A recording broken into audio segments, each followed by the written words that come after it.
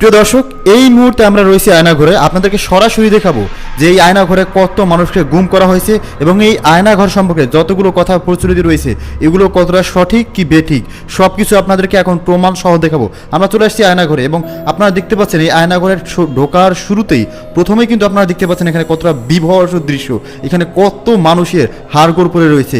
আসলে এই যে হাড়গোড় আপনারা দেখতে পাচ্ছেন এগুলো কিন্তু সেই সমস্ত মানুষের হাড় যে সমস্ত মানুষকে আয়নাঘরে গুম করা হয়েছিল। এবং এই আয়নাঘরে যে মানুষগুলোকে গুম করা হয়েছিল তাদের সবাইকেই যে মেরে ফেলা হয়েছিল এই কথাটি মিথ্যে, কারণ এই আয়নাঘর থেকে কিন্তু অনেকে জীবিত ফিরে আসছে। তবে তাদের ভাগ্য ভালো ছিল, যদি সরকারের পতন না হতো তাদেরও কিন্তু আজকে এরকম হাড়গোড় হয়ে মৃত্যু হয়ে যেতে হতো।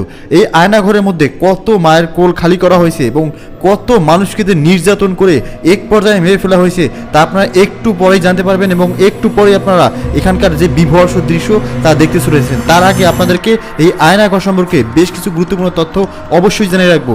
এই আয়নাঘরে আসলে সেই সমস্ত মানুষজনকেই নিয়ে গুম করা হতো এবং আটক করা হতো যারা সরকারের বিরোধিতা করত। সেটা হতে পারে সরকারের অন্য পার্টি বা যে কোনো দল হতে পারে, সেটা যদি সরকারের বিরোধিতা করত তাকেই কিন্তু প্রথমে ডিবি পুলিশ জম টুপি পরিয়ে, কালো জম টুপি পরিয়ে তাকে গ্রেপ্তার করে গাড়িতে করে উঠিয়ে নিয়ে যেত এবং তাদেরকে প্রথমে কিন্তু ডিবি অফিসে নিয়ে প্রথমে কিন্তু রিমান্ডে মারধর করা হতো। মারধর করার পর কিন্তু এখানকার যে কয়েদি ছিল তাদের কাছ থেকে আমরা যতটুকু জানতে পেরেছি, মারধর করার পর কিন্তু তাদেরকে চোখ বেঁধে জম টুপি পরিয়ে কিন্তু এই আয়নাঘরের মধ্যে নিয়ে তারপরে তাদেরকে কিন্তু ছেড়ে দেওয়া হতো। এই আয়নাঘরের ভিতর নেওয়ার পর তারা কেউই বলতে পারতো না যে তারা আসলে কোথায় অবস্থান করছে, তারা কি বাংলাদেশে রয়েছে নাকি অন্য কোথাও। এই আয়নাঘর এতটাই বিভৎস এবং ভয়ঙ্কর, আমরা সিনেমাতে কিন্তু অনেক ভয়ঙ্কর ভয়ঙ্কর স্থানের কথা দেখেছি। সিনেমাতে আপনি যা দেখেছেন তার থেকেও কিন্তু ভয়ঙ্কর হচ্ছে এই আয়নাঘর। এই আয়নাঘরের নাম শুনলে যারা একবার এই আয়নাঘর থেকে জীবিত ফিরেছে তারা কিন্তু এই আয়নাঘরের নাম শোনা মাত্রই কিন্তু তাদের কলিজা কেঁপে উঠতো, এতটা ভয়ঙ্কর এই আয়নাঘরের কার্যকলাপ। এই আয়নাঘরে নিয়ে ডিবি হারুনের নির্দেশে আসামিদেরকে বা এইখানকার যে মানুষগুলোকে আটক করা হতো, যদিও তারা অপরাধী ছিল না, নিরপরাধ মানুষগুলোকে কিন্তু এই আয়নাঘরে নেওয়া হতো। তারপরে এই আয়নাঘরে বন্দি করে তাদের কিন্তু খাবার দেওয়া হতো না। প্রথম 3 দিন পর্যন্ত কোনো ধরনের খাবার দেওয়া হতো না। একদম ঠিক শুনেছেন, 3 দিন পর্যন্ত খাবার দেওয়া হতো না। 4 দিনের দিন খাবার দেওয়া হতো, যেহেতু সে মারা যাবে, মারা যাওয়ার আগে থেকে খাবার দেওয়া হতো যাতে সে মারা না যায়। এবং এক পর্যায়ে তাদেরকে খাবার যখন এই আয়নাঘরে কয়েদির সংখ্যা বেড়ে যেত, আসলে এই আয়নাঘরে বেশি পরিমাণ কয়েদি রাখার মতো কিন্তু পর্যাপ্ত ওই পরিমাণ জায়গা ছিল না, যে কারণে যখন এই আয়নাঘরে কয়েদির সংখ্যা বেড়ে যেত তখন কি করা হতো, তখন পুরনো যেই কয়েদিগুলো ছিল বা যেই কয়েদিগুলোকে তারা বেশি সন্দেহভাজন মনে করতো তাদেরকে কিন্তু মেরে ফেলতো এবং মেরে ফেলতো এমন নির্মম অত্যাচারের মাধ্যমে যেগুলো শুনলে আপনার কলিজা কেঁপে উঠবে। আসলে এই আয়নাঘরে নিয়ে কয়েদিদেরকে প্রথমে হাত পা বেঁধে টর্চার করা হতো, ইচ্ছে মতো অকথ্য ভাষায় গালাগালি এবং টর্চার করা হতো। এবং এক পর্যায়ে এই কয়েদিদেরকে কিন্তু জীবিত অবস্থায় শরীরের ভিতর থেকে গুরুত্বপূর্ণ অঙ্গ প্রত্যঙ্গ কিন্তু কেটে ফেলা হতো। কিডনি বের করে নেওয়া হতো, লিভার বের করে নেওয়া হতো, ফুসফুস বের করে নেওয়া হতো।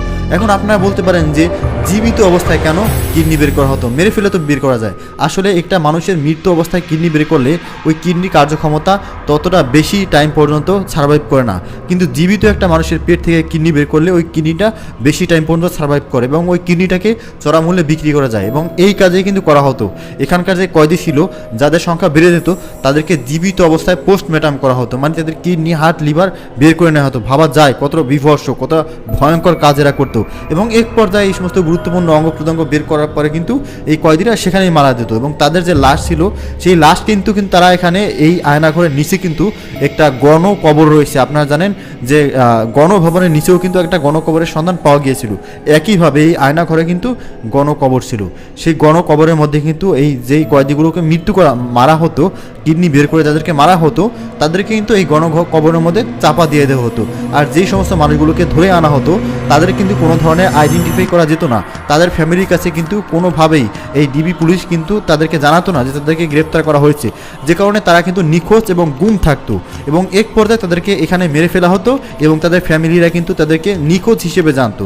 তাদের ফ্যামিলির যে আত্মীয় স্বজন বা আপনজনরা রয়েছে তারা ভাবতো তাদের যেই আত্মীয় স্বজন বা তাদের আপনজন সে হয়তো বা হারিয়ে গিয়েছে, কিন্তু তারা আসলেই আয়নাঘরে এসে গুম হয়েছে। আপনারা দেখতে পাচ্ছেন কত মানুষের এখানে হাড়গোড় পড়ে রয়েছে। এগুলো হচ্ছে সেই সমস্ত মানুষের হাড়গোড় যাদেরকে আয়নাঘরে নিয়ে নির্মমভাবে হত্যা করা হয়েছে। আপনার 1971 সালে পাকিস্তানের হানাদার বাহিনীরা কিভাবে বাংলাদেশিদেরকে হত্যা করেছে সেই বিবরণ কিন্তু আপনারা শুনেছেন বা বিভিন্ন সিনেমায় দেখেছেন। আর এই বাংলাদেশের মধ্যে যে আয়নাঘর রয়েছে এটা কিন্তু তার থেকেও ভয়ানক, তার থেকেও কিন্তু ভয়ানক এই আয়নাঘর। এখানে যে কি বিভৎসভাবে মানুষকে মারা হতো আপনারা এতক্ষণে হয়তো এই যে চিত্র, এই যে এখানকার পরিস্থিতি, এগুলো দেখে কিন্তু আপনারা বুঝতে পারছেন। আর এখানে যে কোনো সাধারণ মানুষ আসলেও কিন্তু সে কিন্তু এখানকার পরিস্থিতি দেখে তার কিন্তু স্বাভাবিকভাবে থাকার কোনো অবস্থা থাকবে না। কারণ এখানকার যে পরিস্থিতি দেখতে পাচ্ছেন খুবই ভয়ঙ্কর, বিভৎস। মনে হচ্ছে কয়েক হাজার বছর যাবৎ এই ঘর, এখানকার যে এই যে কয়েদিখানা, এই যে ঘরগুলো রয়েছে এগুলো পরিষ্কার করা হয় না। আর এখানে কিন্তু খাবার দেওয়া হতো, আর প্রসাব পায়খানা বা অন্য কোনো কাজের জন্য কিন্তু আলাদা কোনো ওয়াশরুম এখানে ছিল না।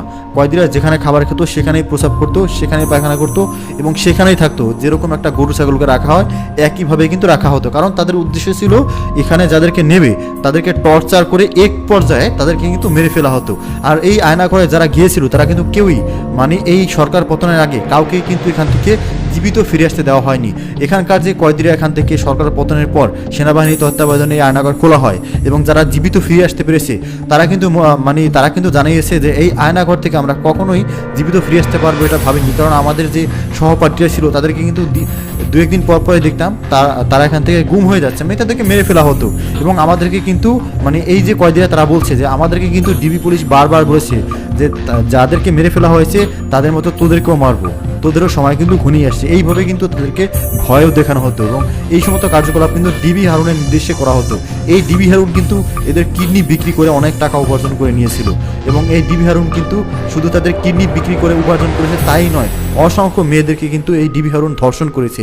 এই ডিবি হারুন কিন্তু মানুষের যান মাল থেকে শুরু করে যা কিছু ছিল সব কিছু কিন্তু লুটপাট করেছে। এবং এই ডিবি হারুন সম্পর্কে আপনার মন্তব্য অবশ্যই কমেন্টসের মাধ্যমে লিখে জানাবেন এবং এই আয়নাঘর নিয়ে যদি আপনার কোনো মন্তব্য থাকে সেটাও কমেন্টসে জানাবেন। ধন্যবাদ।